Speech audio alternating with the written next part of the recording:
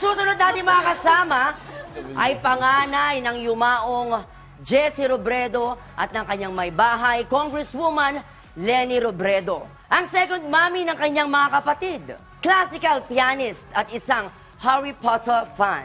Tawagin na natin, Aika Robredo! Aika! Aika! Aika! Aika!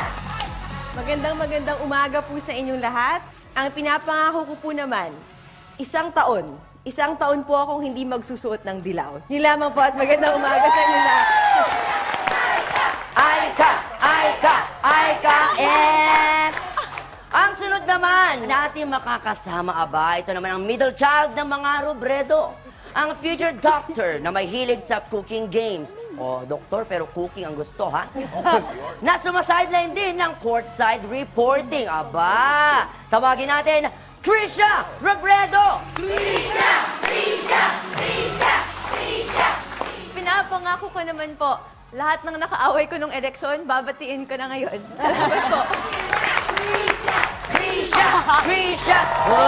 Ang sunod naman natin mga kasama ay ang kanilang bunso, grade 10 sa Philippine Science High School. Ang nag-iisang singer sa magkakapatid, Jillian Robredo! Jillian! Jillian! Jillian! Jillian! Jillian! Magandang umaga sa inyong lahat. Ako po si Jillian Robredo, 16, galing Quezon City. Ako ang bunso at paboritong anak ni Leni Robredo. At mula naman sa Angkena Montiveros, isang makisig na binata ang nais magpakilala sa inyo. Pamangkin ni Risa Ontiveros, isang ramp model, Luis Ontiveros!